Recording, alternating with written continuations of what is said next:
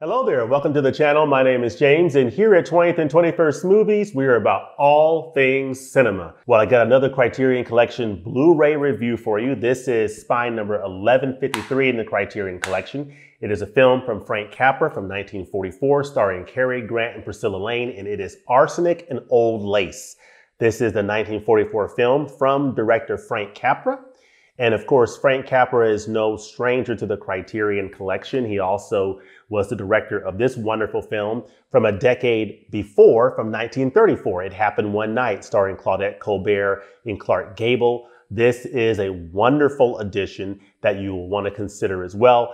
And this is spine 736. So, we're getting close. As of the time I'm taping this, this is late October. We're getting very close to the Barnes & Noble 50% off sale for Criterion coming up in November. Of course, fingers crossed that we get the sale at Barnes & Noble in November. And this is the time of year where people are thinking, hey, what title should I pick up for the upcoming sale? I can definitely recommend this one here, another film from Frank Capra. And I'm going to talk about Arsenic and Old Lace. This is the review for Arsenic and Old Lace, but I'll just cut to the chase and tell you that for the 50% off Barnes & Noble sale, this is definitely a title you'll want to consider if you're a Frank Capra fan, if you're a fan of Cary Grant. It's just a wonderful slapstick comedy, horror, Halloween themed film that I really enjoyed. But I'm going to talk about this movie. I'm going to talk about the picture quality, the supplements, and really just give you a little bit more detail of why I would recommend this release. But then you've also got other titles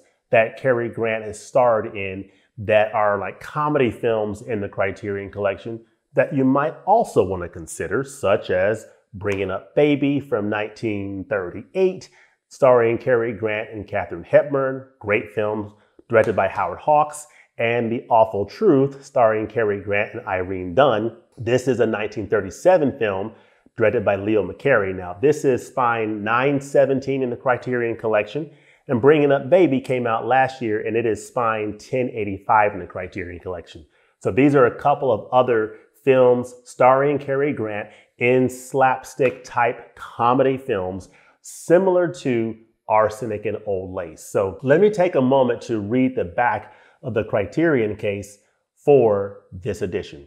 This is spine 1153, Arsenic and Old Lace. Frank Capra adapted a hit stage play for this marvelous screwball meeting of the madcap and the macabre. On Halloween, newly married drama critic Mortimer Brewster, Cary Grant, cutting loose in a hilariously harried performance, returns home to Brooklyn, where his adorably doty aunts, Josephine Hull and Jean Adair, who both starred in the Broadway production, greet him with love, sweetness, and a grisly surprise: the corpses buried in the cellar. A bugle-playing brother, John Alexander, who thinks he's Teddy Roosevelt. A crazed criminal who's a dead ringer for Boris Karloff, Raymond Massey, and a seriously slippery plastic surgeon, Peter Lorre, are among the auteur oddballs populating Arsenic and Old Lace, a diabolical delight that only gets funnier as the body count rises. So, very nice description on the back of the Criterion case for what I think is a nice release from the Criterion Collection. So I really enjoyed this film. This, of course, has Cary Grant in this slapstick comedy type role. Of course, he's really good at these types of roles with the physical comedy. He was really good at that particular aspect of acting, and I really appreciated his range, not only in the serious roles that he would play in a lot of like the Hitchcock films he would play in, but in roles like this where he's, in that sort of slapstick comedic role. He could really play it up really well. And I can tell that he was having a good time with these productions. And the supporting cast. So after Cary Grant and Priscilla Lane, you had a great supporting cast for this film, including the aunts, who were played by these wonderful actresses, Josephine Hull and Jean Adair. Of course, they played in the stage play, which ran from 1941 to 1944. This play was written by Joseph Kesselring, and the stage play was inspired by a true story, apparently, that occurred in Connecticut in the 1910s from a woman named Amy who was allegedly committing some murders by poisoning people in Connecticut in the 1910s. And of course, the stage play was I guess, loosely based on that true story. And then Frank Capra adapted that stage play to this film, Arsenic and Old Lace. So this film, interestingly enough, is, of course, this film is dated 1944, but this film was actually shot in 1941. So it was shot in 41, but they held off on releasing this film theatrically until the stage play was done with this run in 1944. So it was basically held for 3 years until it was finally released in 44. And of course, it's based on that stage play from Joseph Kesselring. So the supporting cast is great. Of course, Peter Lorre's in this, who is just wonderful. You have Jack Carson, who plays O'Hara, one of the policemen in this movie. You have Raymond Massey, who's Jordan Brewster, who is the brother who has this really crazy, creepy appearance. This character right here. He's really good in this movie. And I just really enjoyed this film. It's zany, it's crazy. The brother who thinks he's Teddy Roosevelt, you'll see him, going up the stairs, and he'll yell, "Charge!" and run up the stairs and slam the door. And it's just wild, wacky, zany comedy that I really enjoyed. This is the type of film that you can just put on and just kick back, relax, and enjoy a funny, classic comedy starring Cary Grant, really playing it up really great. And I really enjoyed this movie. So Arsenic and Old Lace as a film is definitely recommended. Now, one of the things that I think makes this particular release from Criterion recommended, at least from me, that I really think is one of the strong suits of this particular release is the quality of the video presentation. So if you open up this case here, you'll see, of course, very nice, art here, or a picture on the enclosed fold out. And of course you see the disc art. But let me show you the inside of this case real quick, because I think it's pretty nice. You'll see that you have, of course, this interesting little scene from the movie, which I think is pretty cool. So I really like that. But on the inside of this wonderful pamphlet, you see this picture here on this side of Cary Grant and Priscilla Lane, and then Cary Grant. But going to the transfer, it says, Arsenic and Old Lace is presented in its original aspect ratio of 1.37 to 1. This new digital transfer was created in 16-bit 4K resolution on a laser graphics director film scanner from the 35mm nitrate original camera negative. Sorry, I couldn't quite hear you. Could you please repeat what you said? Sorry. The original monaural soundtrack was remastered from the 35mm optical soundtrack positive. So this is something that really surprised me about this particular release and transfer, is that this is a 1941 film. It's over 80 years old, but yet they were able to do this 4K scan from the original camera negative, which, usually that's not the case, or at least from what I've seen of films of this age. Oftentimes you can't get the original camera negative. It may have been destroyed, or, it's a couple of generations past what's currently available, and they're having to use other elements. In this case, they were able to use the original camera negative to do their 4K scan. And I have to tell you, the results are definitely telling. I mean, the picture quality of Arsenic and Old Lace is fantastic on this Blu-ray. I mean, it looks absolutely wonderful. I mean, it is one of the best looking Blu-rays of a film of this vintage that I have seen in quite some time. And it's one of those things that makes me wish it would have been nice to get this on like a 4K, because they were able to scan the original camera negative and get such a nice quality with this 4K digital restoration and that 4K scan. I would have loved to see this on a 4K disc, because I think it would have absolutely shined.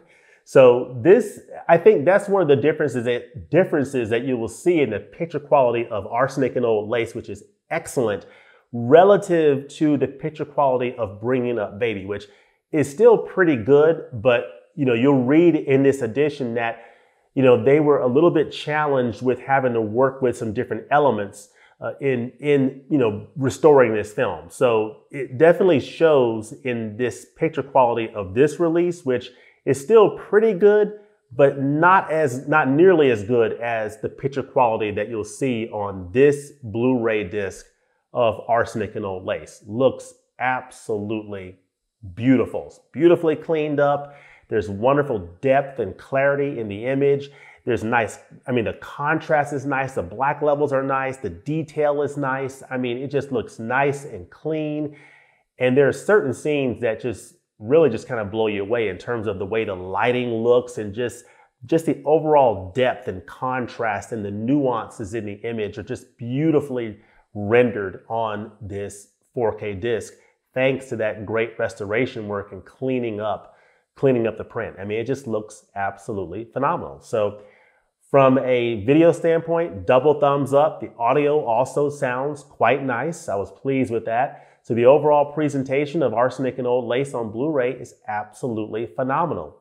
Now, the special features and the supplements is sort of where this release, if there's anything disappointing about this release, it would have to be the supplements. The supplements are just very thin. So there's not a whole lot in the way of supplements, but the few things that are on this disc and that are in this edition are definitely worth it. The new audio commentary that features Charles Dennis, who's author of There's a Body in the Window Seat, The History of Arsenic and Old Lace. Charles Dennis did a really nice job with the audio commentary because he goes into a lot of detail about the different aspects of the movie that really helps you better understand the overall production of the film and what went into the film.